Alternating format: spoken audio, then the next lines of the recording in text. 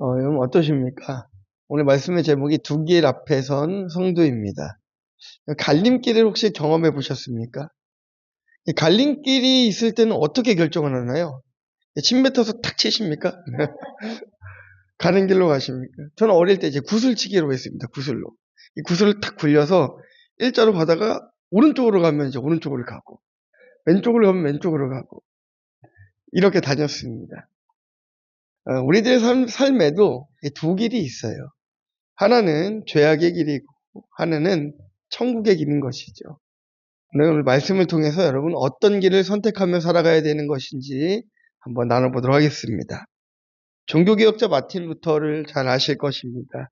이 비텐베르크 성에 숨어 있는 동안에 이 루터는 그 라틴어 성경을 독일어로 번역하는 이제 작업들을 계속해서 해왔습니다.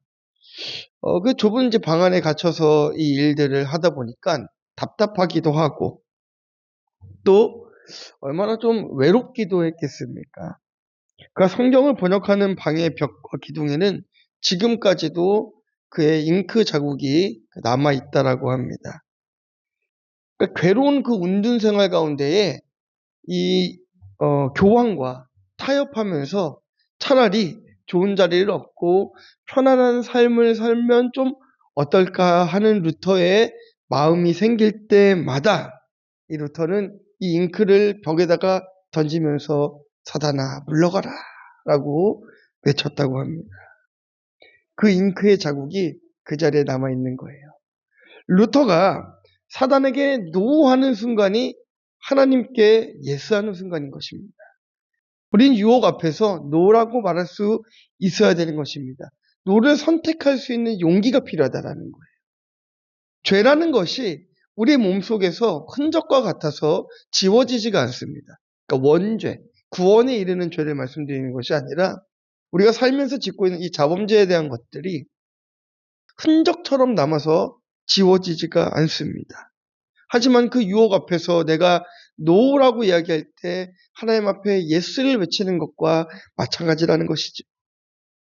일제시대에 조선을 위해 헌신하신 이 헌트 선교사를 조금 소개해 드리려고 합니다. 한국인 선교, 이 조선 선교를 위해서 굉장히 핍박을 받았던 선교사님입니다. 조선시대라기보다는 이제는 한국이라는 나라죠. 1941년 10월 일본 경찰에 이제 체포가 되었습니다. 신사참배를 반대했다라는 이유 때문에 이 헌트 선교사가 감옥에 갇히게 됩니다. 얼마나 추웠겠습니까? 그 추운 겨울에 감옥에 갇혔는데 그는 이제 옷 한 벌을 입고 갇혔어요. 입을 수 있는 다른 옷이 있는 것도 아니고 이불이 있는 것도 아니었습니다. 그래서 이 헌트 선교사가 일본 경찰에게 요청을 합니다. 너무 추우니 요를 좀 하나 주십시오. 이불을 좀 하나 주시면 좋겠습니다. 라고 이야기합니다. 한참이 지나서 일본 경찰이 헌트 선교사를 찾아왔습니다. 미국과 일본이 전쟁을 한다는 소문을 듣고 이 헌트 선교사를 불러서 그렇게 이야기하는 것입니다. 뭐라고 이야기하냐면요. 당신이 미국에 돌아가기를 원하십니까? 물론 내가 당신을 미국에 보내줄 수 있을 것이라고 약속을 완전히 할 수는 없습니다. 하지만 이전에도 이 많은 미국 선교사들이 이제 일본 정찰과 이제 타협을 좀 한 거죠. 그래서 내가 한국을 떠나겠다라고 약속을 하고 이제 집행유예로 풀려나는 일들이 많았습니다. 당신도 그와 같이 하겠습니까? 라고 이 헌트 선교사에게 물은 거예요. 순간 헌트 선교사의 눈에는 그 누더기가 있는 요가 보였습니다. 선택을 해야 되는 입장이 됐어요. 내가 이 하나님께서 맡겨주신 사명의 땅을 떠나 미국으로 가겠다 하고 이 감옥에서 나올 것인가? 아니면 이 차디찬 감옥방에서 이불도 없이 누더기 요도 없이 그곳에서 생을 마감할지도 모르는 그곳에 내가 있어야 될 것인가? 그리고 헌트 선교사는 결정을 했습니다. 나 자신만 생각한다면, 내 안전만 생각한다면 나는 미국으로 돌아가고 싶습니다. 그러나 선교사로서 하나님께서 이 나라에 나를 보내신 이유가 있을 것이라 생각하기에 나는 미국으로 돌아가기를 원치 않습니다. 라고 고백합니다. 무언가를 선택하는 것은 너무나 중요합니다. 그래서일까요? 성경은 우리의 인생을 길로 표현합니다. 예수님은 좁은 길과 넓은 길이 있다라고 얘기하고요. 시편 기자는 악인의 길과 의인의 길이 있다라고 이야기합니다. 창세기 4장, 우리가 보고 있는 이 4장은 인류 역사 가장 초기에 일어나는 두 갈림길을 잘 보여주고 있습니다. 한 길은 가인의 길이죠. 가인의 길은 죄와 불순종이 만든 길인 것이고, 또 하나의 길은 셋의 길입니다. 은혜와 예배가 회복되는 길. 이 두 가지의 길을 오늘 창세기 4장은 보여주고 있어요. 오늘 우리는 이 두 길을 살펴보고 우리의 발걸음이 어디에 서 있는지를 한번 돌아보려고 합니다. 본문은 가인의 길과 셋의 길이 어떻게 다른지를 잘 말해주고 있으며 우리로 하여금 세상의 성공이 아닌 예배 중심의 삶을 살아 우리가 승리하기를 권면하고 있습니다. 말씀을 통해 두 길 중 어떤 길을 선택할 것인지 여러분 고민해보는 시간이 되기를 주님의 이름으로 축원합니다. 자, 첫 번째는요, 가인의 길입니다. 방황과 고독이 시작되는 길입니다. 우리 16절 말씀 읽겠습니다. 가인이 여호와 앞을 떠나서 에덴 동쪽 놋 땅에 거주하더니. 아멘. 가인이 동생 아벨을 죽이고 하나님께서는 이제 가인을 저주하셨습니다. 땅에서 쫓겨나서 유리하는 자의 삶을 살아가게 된 것이죠. 도망자의 삶입니다. 여기서 우리는 이 가인이 겪고 있는 고독과 이 방황을 엿볼 수가 있어요. 죄는 우리를 하나님과의 관계 그리고 사람과의 관계를 깨트려지게 하고 끊어지게 만듭니다. 가인은요, 더 이상 하나님과 교제를 할 수가 없게 되었고 그 마음은 늘 불안함과 두려움으로 가득 차 있었을 것입니다. 마치 그런 것 아니겠습니까? 도둑질하는 사람들이 마음이 늘 불안하답니다. 경찰차가 지나가면 괜히 뛴답니다. 불안하니까요. 가인은 동생 아벨을 죽이고 하나님으로부터 저주를 받고 그 삶이 날마다 불안했던 것이죠. 그러지 가인은 에덴 동쪽, 즉 하나님을 떠난 곳에서 살아야만 했습니다. 이처럼 죄는 우리를 안전한 울타리 밖으로 내몰고 고독과 방황 속으로 우리를 몰아넣는 것이죠. 그 가인의 후손이 누구입니까? 곧 세상인 것입니다. 이들의 길대로 가면 여호와의 이름을 결코 부를 수가 없는 것이에요. 방황과 고독의 인생이 시작될 뿐인 것입니다. 가인의 후손은 여호와 앞을 다 떠나버렸어요. 여호와 앞을 떠났습니다. 어떤 상황에도 하나님을 떠나지 않는 것이 복인 줄 믿습니다. 반대로 여호와 하나님을 떠나는 것이 큰 저주인 것입니다. 불행 중에 가장 큰 불행이 바로 하나님을 떠나 사는 삶인 것이에요. 그래서 계속해서 말씀을 듣는 구조와 공동체 속에 우리가 속해 있어야 되는 거예요. 그냥 붙어만 가시면 돼요.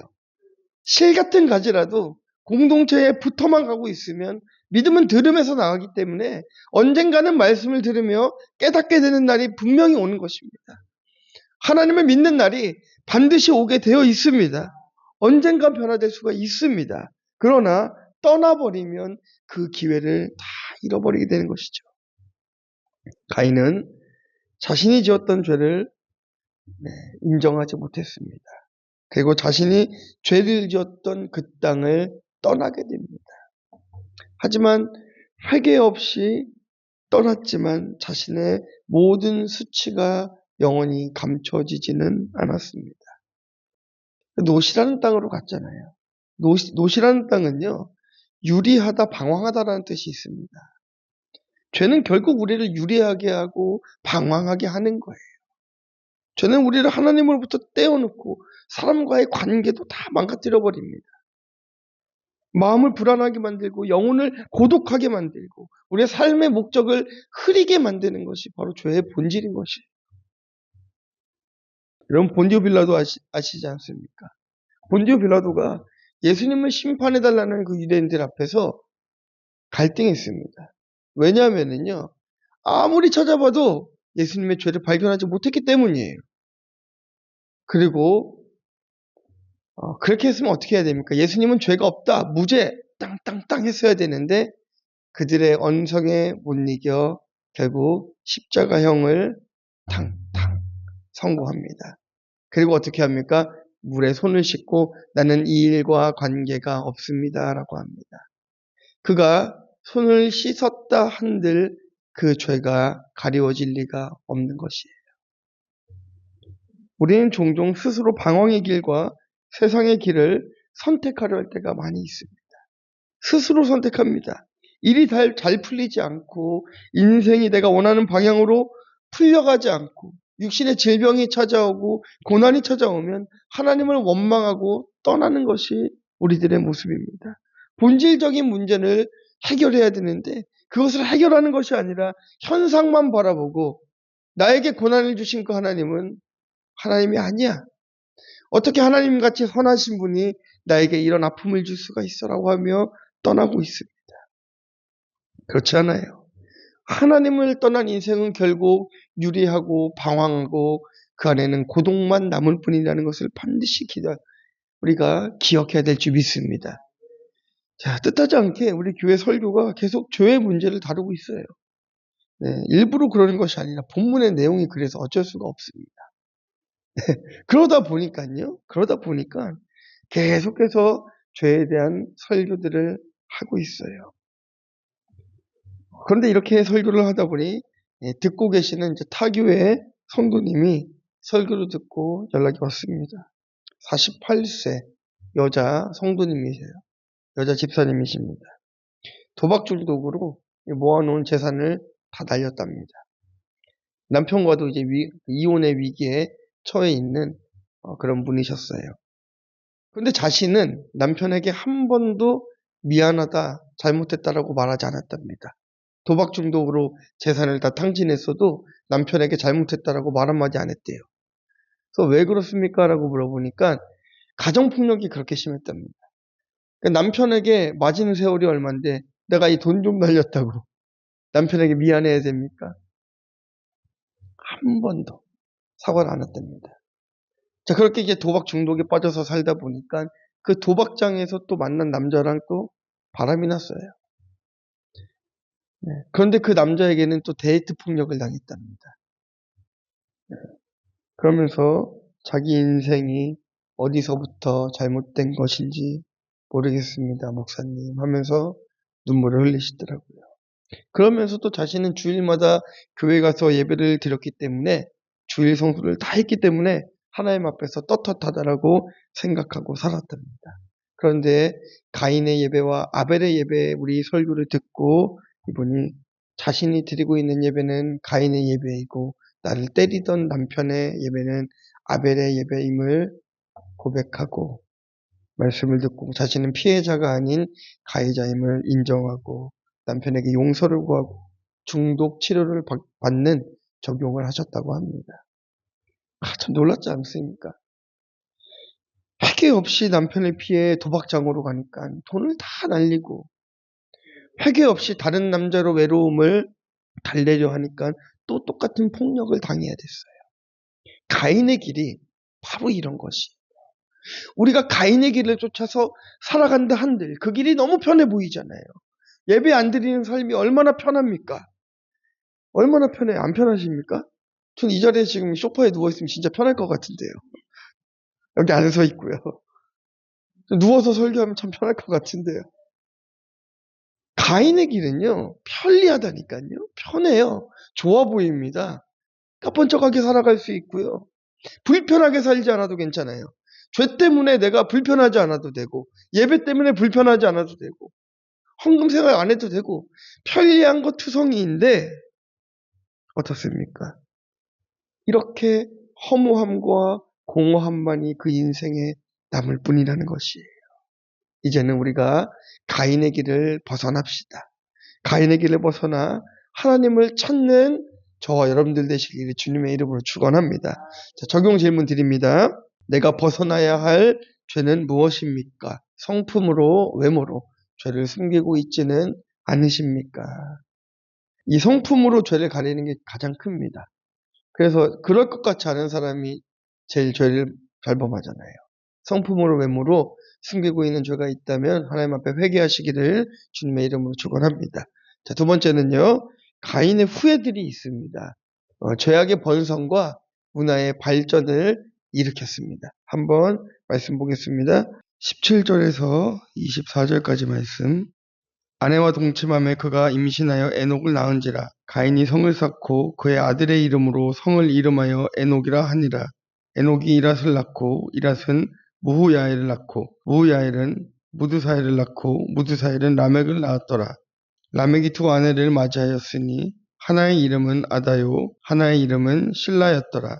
아다는 야발을 낳았으니 그는 장막에 거주하며 가축을 치는 자의 조상이 되었고 그의 아우의 이름은 유발이니 그는 수금과 퉁소를 잡은 모든 자의 조상이 되었으며 실라는 두발가인을 낳았으니 그는 구리와 쇠로 여러 가지 기구를 만드는 자요 두발가인의 누이는 나아마였더라. 라멕이 아내들에게 이르되 아다와 실라여 내 목소리를 들으라. 라멕의 아내들이여 내 말을 들으라. 나의 상처로 말미암아 내가 사람을 죽였고 나의 상함으로 말미암아 소년을 죽였도다.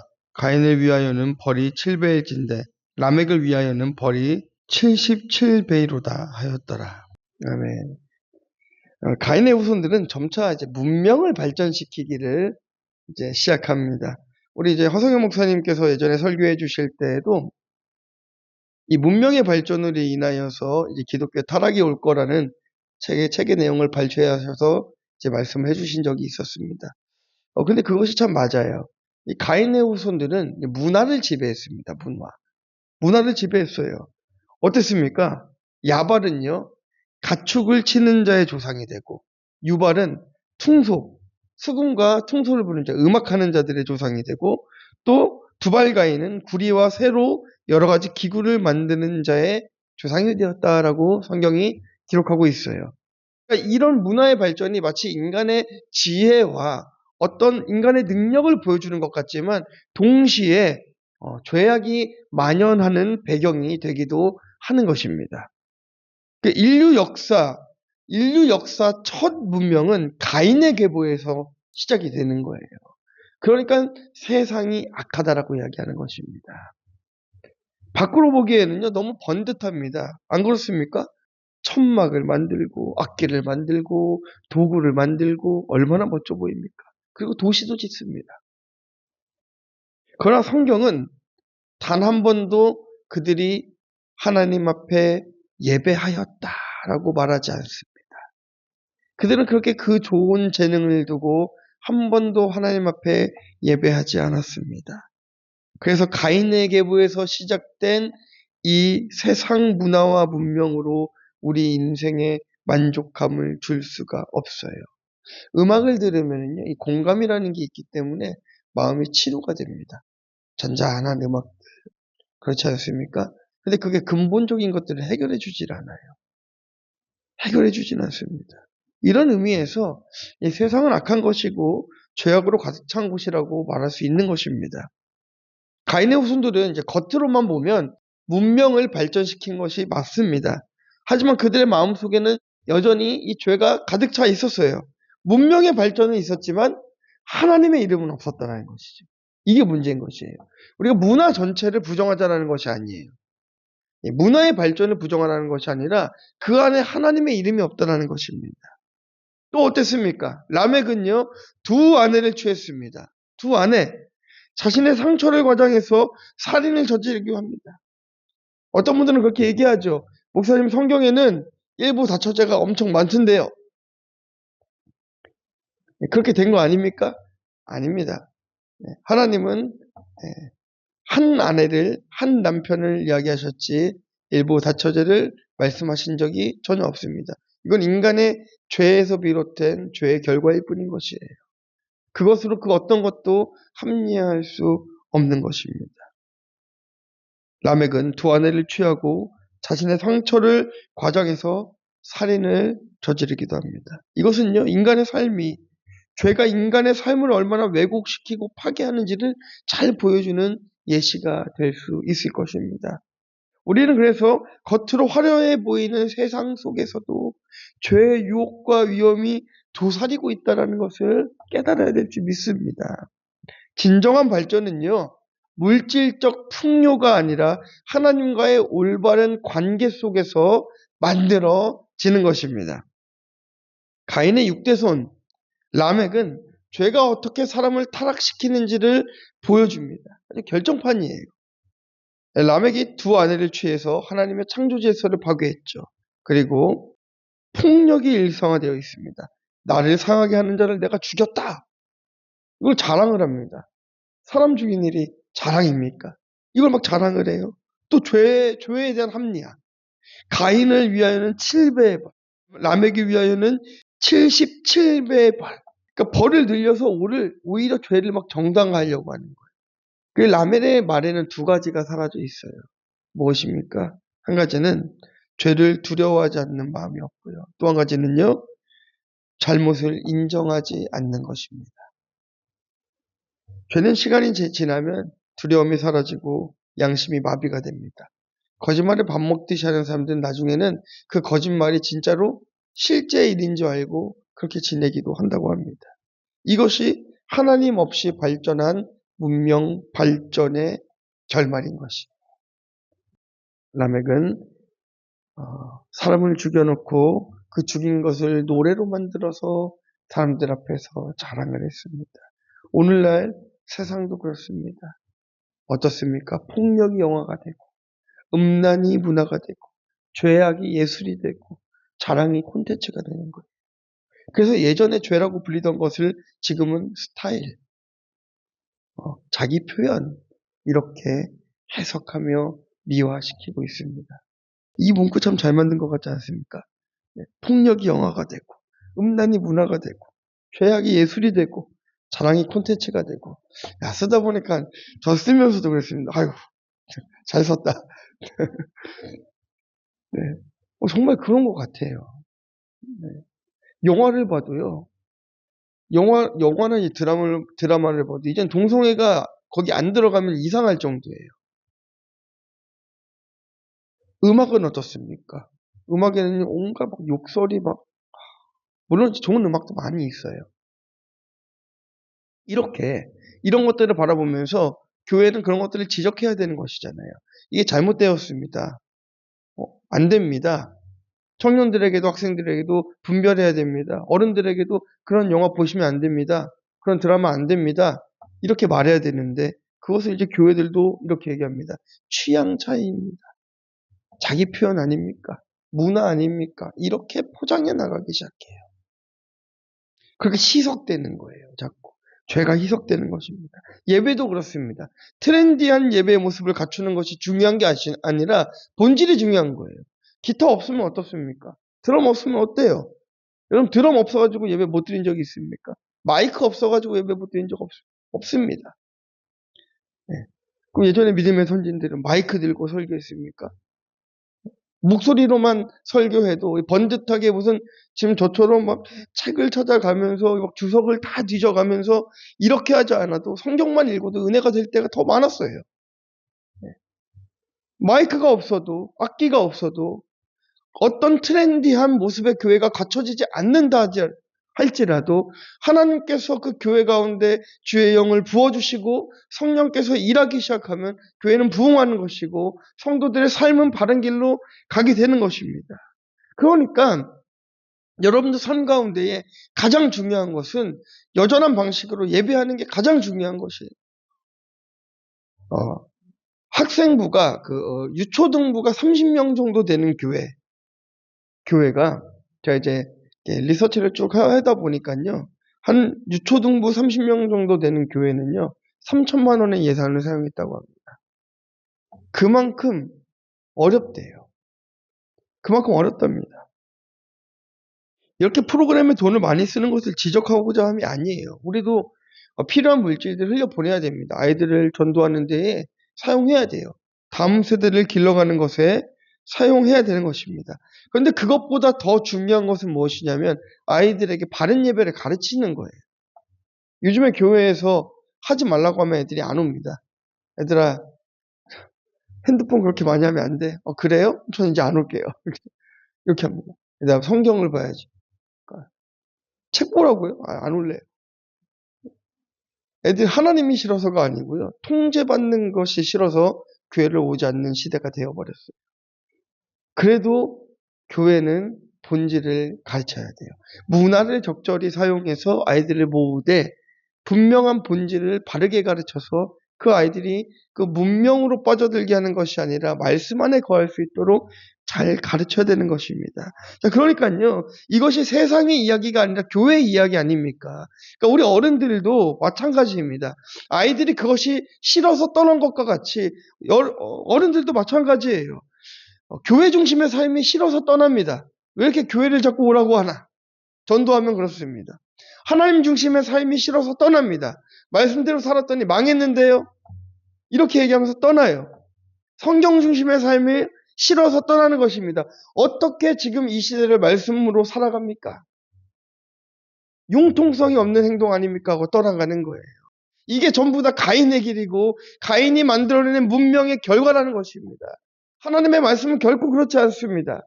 하나님 중심으로 살아가고 성경 중심으로 살아가고 교회 중심의 삶을 살아갈 때에 어떻게 하나님께서 여러분들의 삶을 이끌어 가시는지를 스스로 한번 경험해 보시란 말이에요.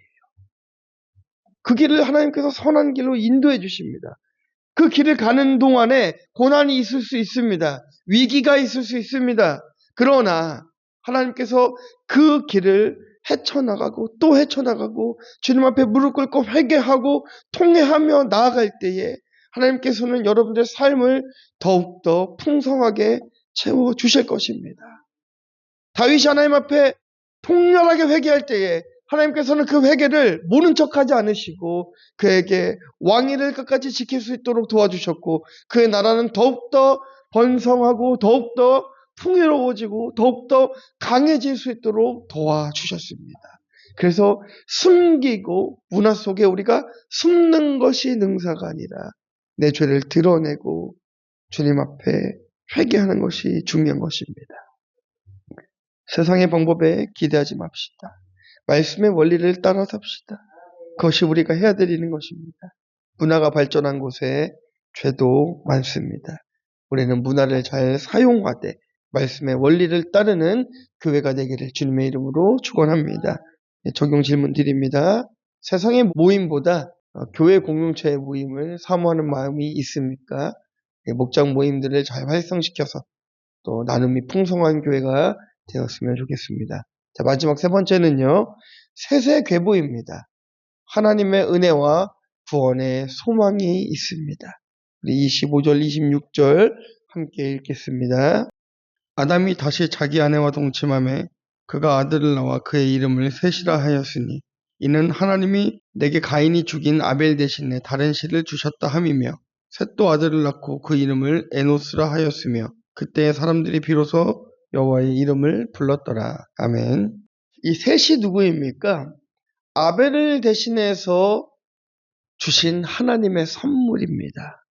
은혜의 선물. 셋은 경건한 삶을 살았어요. 그리고 그 후손들은 하나님을 예배하는 삶을 살았습니다. 자, 그래서 4장 26절에 보면은요, 이 말에 참 감동이 돼요. 자, 그때 사람들이 어떻게 했다고요? 비로소 이때서야 여호와의 이름을 불렀더라는 거예요. 이 전까지 어땠다라는 것입니까? 여호와의 이름을 부르지 않았더라는 거예요. 이 가인의 후손들을 통하여서 하나님이 예배를 받으신 적이 없다라는 것입니다. 주님께서 회복시켜 주신 그 은혜의 씨로 말미암아 비로소 여호와의 이름을 불렀더라라고 말씀에 기록하고 있는 것이에요. 다시 말해 세세계보를 통하여서 예배가 회복되었다는 것입니다. 그래서 우리 사랑하는 성도님들이 가정에 돌아가셔서 셋이 되어서 내 가정에 믿음의 씨앗이 되어야 될 줄 믿습니다. 그 씨앗을 퍼뜨려야 될 줄 믿습니다. 오늘 절망 가운데 계신 우리 성도님들 계십니까? 사업이 망하고 가정이 위태롭고 하는 일마다 풀리지 않고 속상하고 그런 성도님들 계십니까? 여러분들에게 하나님께서 다른 씨를 허락하실 것입니다. 저는 예수님을 믿는 1대 신앙이기 때문에 씨가 없는데요. 이렇게 말씀하시는 분들도 계시죠. 여러분들이 씨앗이 되기를 주님의 이름으로 축원합니다. 죽은 아벨 대신 셋을 주신 하나님은 오늘 우리가 당하고 있는 이 고난의 문제 앞에서 다른 씨를 허락하셔서 그 문제를 해결해 주실 것입니다. 무너질 것 같은 환경 가운데에 하나님은 길을 열어주십니다. 참 이게 너무나 은혜로워요. 무너질 것 같은 환경 가운데 길을 열어주시는 것. 요셉이 그러지 않았습니까? 노예로 팔려갔습니다. 무너질 것 같은 환경 가운데 하나님께서 그를 애굽의 총리로 맡기셨어요. 근데 애굽의 총리로 맡긴 것보다 더 은혜로운 게 무엇입니까? 이 요셉을 통하여서 이스라엘이라는 나라를 형성하게 하시고 출애굽을 준비시켰잖아요. 고센 땅에서. 길을 열어주신 거예요. 무너지는 환경인데. 바울은 어떻습니까? 그 잘 나가던 바울이 이제는 정말 사람들에게 손가락질 받고 비판받고 돌 맞고 막 끌려가서 매 맞고 복음 전하다가 무너질 것 같은 환경 가운데 순교까지 당했는데 지금 오늘날 우리는 아직까지도 그 바울의 신앙을 본받으려고 애쓰며 살아가지 않습니까? 순교한 것 같지만 바울은 순교해서 죽은 것 같지만 그 정신이 교회들에게 살아있고 지금까지도 신앙의 본이 되어서 성경을 통해 그의 삶이 조명되어지고 그 말씀을 통하여 안진뱅이가 일어나고 장님이 눈을 뜨는 놀라운 역사들이 지금 이 시대에도 일어나고 있는 것 아니겠습니까? 그래서 나에게 예수의 씨를 물려준 부모님이 가장 위대한 부모님인 것입니다. 그리고 예수 믿는 내 자녀가 최고의 자녀인 것입니다. 그리고 예수 믿는 친구가 최고의 친구인 것입니다. 하나님께서 여러분들을 믿음의 씨앗으로 준비시켜 놓았습니다. 가정으로 흩어지셔서 이제 예수의 씨를 퍼뜨려 주셔야 됩니다. 한 성도가 간증을 했습니다. 그 가정은 3대째 술과 폭력 그리고 갈등이 있는 집안이었다고 합니다. 너무 힘드니까 이 어머니가 여자 집사님이죠. 어머니가 그냥 길을 가다가 그냥 작은 교회에 울고 싶고 답답해서 그냥 그 교회를 들어갔답니다. 가서 그냥 펑펑 울고 그냥 기도했대요. 뭐 기도도 할 줄 모르니까 그냥 비나이다 했답니다. 어떻게 뭐 예수님의 이름으로 기도하는 것도 모르니까. 우리들 교회 가서 설교 듣다 보니까요. 간증 듣다 보니까 지금 장로님이 되신 그 장로님은 기도하는 법을 몰랐대요. 그래서 예수님의 성함으로 기도했답니다. 예수님은 성함으로 기도드립니다. 그랬대요. 기도하는 방법도 모르고 그냥 무작정 들어갔어요. 그리고 그날로부터 교회에 출석하고 예배를 다니기 시작했고 그날로부터 그 가족들이 구원받기 시작됐습니다. 예수를 믿는 가족으로 변화되었답니다. 그래서 그 아들이 훗날 이렇게 고백했답니다. 우리 가정이 달라진 날은 우리 집 가게가 바뀐 날은 바로 우리 어머니가 예배하기 시작한 날입니다. 셋을 통하여서 이 인류의 예배를 회복시켜 주신 하나님께서는 우리 한 사람 한 사람을 통하여서 여러분 가정과 직장과 삶의 터전의 예배를 회복시켜 주실 것입니다. 셋의 계보가 이렇게 시작되었어요. 예배가 회복되면 그 가정이 바뀝니다. 그리고 미래가 바뀌고 영적인 계보가 바뀌게 되는 것입니다. 그리고 우리 성도님들이 그 일에 다 쓰임받는 자들이 되기를 주님의 이름으로 축원합니다. 자, 적용 질문 드립니다. 지금의 환경을 뛰어넘는 하나님의 은혜를 기대하십니까? 아니면 기대함이 없이 그저 그런 하루를 보내고 계십니까? 결론입니다. 가인의 길은 죄로 시작해서 방황으로 이어지고 그리고 문명으로 포장되었습니다. 그리고 그 끝은 결국 파괴로 끝났습니다.